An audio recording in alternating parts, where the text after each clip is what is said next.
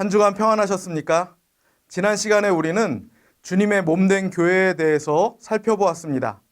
지난 한 주간 교회의 머리이신 주님의 뜻을 구하며 그 뜻대로 살아가기를 힘썼는지 궁금하군요. 날마다 경건에 이르기를 힘쓰므로 예수님을 닮아가는 저와 여러분 되기를 바랍니다. 기도하시겠습니다. 사랑과 은혜가 풍성하신 하나님 아버지, 지난 한 주간도 저희들을 주님의 은혜 가운데 지켜주시고 또 죄와 허물로 죽었던 저희들을 예수 그리스도의 보혈로 구원하여 주시며 천국 영생을 선물로 주시니 감사합니다. 우리가 날마다 하나님의 거룩하신 이름을 높여드리며 하나님의 뜻이 하늘에서 이루어진 것 같이 이 땅과 저희 삶에서도 이루어드리는 그런 삶을 살아갈 수 있도록 저희의 삶을 인도하여 주시옵소서. 감사드리오며 예수님 이름으로 기도드립니다. 아멘. 성경이 다른 종교의 경전과 다른 점 중에 하나는 예언에 있습니다. 성경에는 대략 2000여 가지의 예언이 기록되어 있습니다. 또한 놀랍게도 성경의 예언들은 모두 성취되었거나 현재도 성취되어 가고 있습니다. 이것이 가능한 이유가 무엇일까요? 베드로후서 1장 21절 말씀을 함께 읽겠습니다. 예언은 언제든지 사람의 뜻으로 낸 것이 아니요 오직 성령의 감동하심을 받은 사람들이 하나님께 받아 말한 것임이라. 아멘. 그것은 성경이 하나님의 감동으로 기록된 책이기 때문이며 하나님께서는 말씀하신 것을 반드시 이루시는 분이시기 때문입니다. 만일 여러분에게 예언하는 능력이 있어서 이제 출산을 앞둔 어머니에게서 태어날 아기에 관하여 성별, 생년월일, 이름, 체중, 대학교, 직업, 죽음의 모양, 죽을 나이 등 8가지를 예언했다고 생각해 봅시다. 여러분이 하신 이 8가지 예언이 모두 적중할 확률은 10의 17승분의 1입니다. 10의 17승이면 10의 동그라미를 17개를 붙인 천문학적인 숫자입니다. 이것은 우리나라 전체에 100원짜리 동전을 약 4m 두께로 덮는다고 가정하고 그 동전들 가운데 하나에 X 표시를 해서 전체에 잘 뒤섞어 놓은 다음 두 눈을 완전히 가린 사람 하나를 보내어 자기 마음대로 아무데나 돌아다니게 하고 그리고 아무데서나 동전 하나만을 찍게 합니다. 그가 한 번에 그 표시된 동전을 찾아낼 확률이 바로 10의 17승분의 1입니다. 그런데 예수 그리스도에 대한 구약 성경의 예언은 8가지가 아니라 적어도 333개나 됩니다. 모든 것이 성취되었습니다. 그러나 아직 하나 성취되지 못한 것이 있습니다. 그것은 바로 예수님의 재림입니다. 우리가 예수님의 재림을 믿는 이유는 무엇일까요? 먼저 요한복음 14장 1절부터 3절 말씀을 읽어보겠습니다. 너희는 마음에 근심하지 말라. 하나님을 믿으니 또 나를 믿으라. 내 아버지 집에 거할 곳이 많도다. 그렇지 않으면 너희에게 일렀으리라. 내가 너희를 위하여 거처를 예비하러 가노니 가서 너희를 위하여 거처를 예비하면 내가 다시 와서 너희를 내게로 영접하여 나 있는 곳에 너희도 있게 하리라. 아멘. 첫째, 예수 그리스도께서 다시 오시겠다고 선언하셨기 때문입니다. 다음 요한계시록 1장 7절을 함께 읽겠습니다. 볼지어다 그가 구름을 타고 오시리라. 각 사람의 눈이 그를 보겠고 그를 찌른 자들도 볼 것이요 땅에 있는 모든 족속이 그로 말미암아 애곡하리니 그러하리라. 아멘. 성경에서도 신구약을 합해 300번 이상이나 그리스도의 재림을 예언하고 있습니다. 베드로후서 3장 7절을 함께 읽겠습니다. 이제 하늘과 땅은 그 동일한 말씀으로 불사르기 위하여 보호하신 바 되어 경건하지 아니한 사람들의 심판과 멸망의 날까지 보존하여 두신 것이니라. 아멘. 성경적인 역사관으로 볼 때 창조의 하나님이 재림을 통해 종말의 하나님이 되실 것이 분명해 보입니다. 누가복음 21장 10절부터 12절까지 그리고 25절부터 27절까지의 말씀도 함께 읽겠습니다. 또 이르시되 민족이 민족을 나라가 나라를 대적하여 일어나겠고 곳곳에 큰 지진과 기근과 전염병이 있겠고 또 무서운 일과 하늘로부터 큰 징조들이 있으리라. 이 모든 일 전에 내 이름으로 말미암아 너희에게 손을 대어 박해하며 회당과 옥에 넘겨주며 임금들과 집검자들 앞에 끌어가려니와 이럴 성실에는 징조가 있겠고 땅에서는 민족들이 바다와 파도의 성난 소리로 인하여 혼란한 중에 공고하리라. 사람들이 세상에 임할 일을 생각하고 무서워하므로 기절하리니 이는 하늘의 권능들이 흔들리겠음이라. 그때 사람들이 인자가 구름을 타고 능력과 큰 영광으로 오는 것을 보리라. 아멘. 성경이 재림에 앞서 나타나리라고 선언한 징조들 때문에 그리스도의 재림을 믿습니다. 예수님께서는 주의 재림 전에 믿는 자들을 향한 박해가 있고 민족과 나라들 간의 분쟁이 있으며 큰 지진, 기근, 전염병의 창궐, 하늘의 권능이 흔들리는 일이 있겠고 이런 일이 있은 후에 예수님의 재림이 있을 것이라고 말씀해 주셨습니다.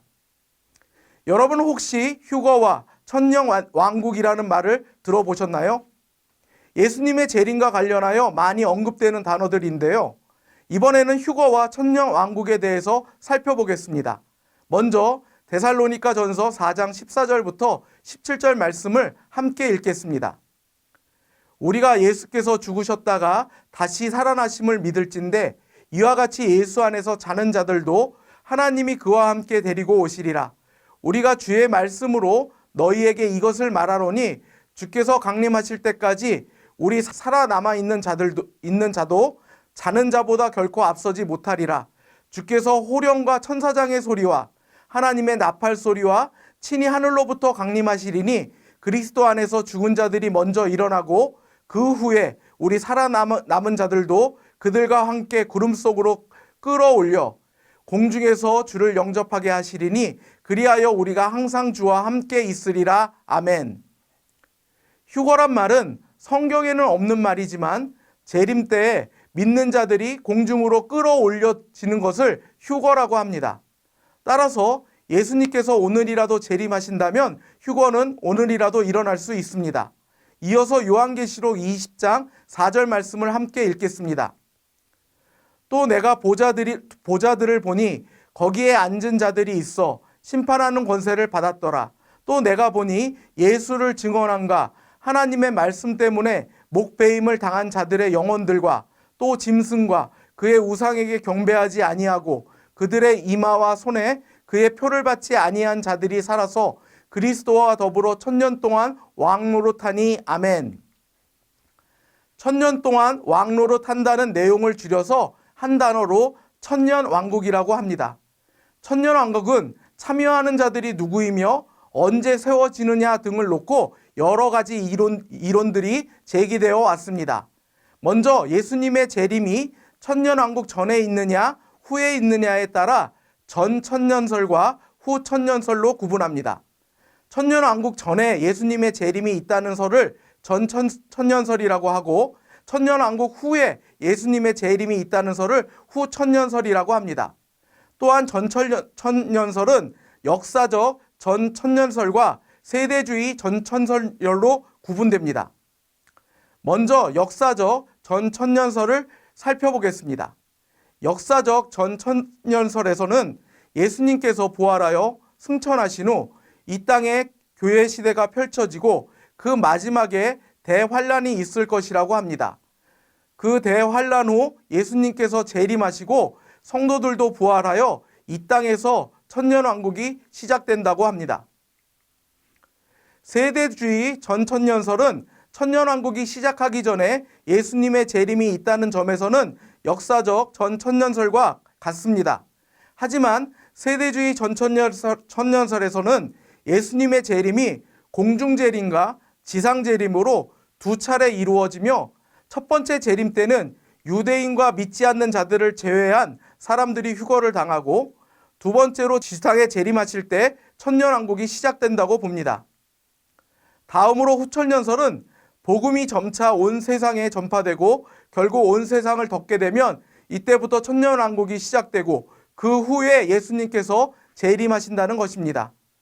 천년왕국 후에 예수님께서 재림하시는 것으로 보기 때문에 후천년설이라고 부릅니다. 마지막으로 무천년설이 있습니다. 참고적으로 우리 교단은 무천년설을 따르고 있습니다.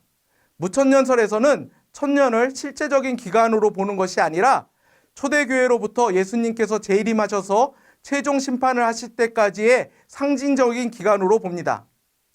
또한 예수님의 부활과 승천 후 이 땅에서는 교회 시대가 펼쳐지고 낙원이라고도 부르는 천상의 교회에서 천년왕국이 임한다고 봅니다.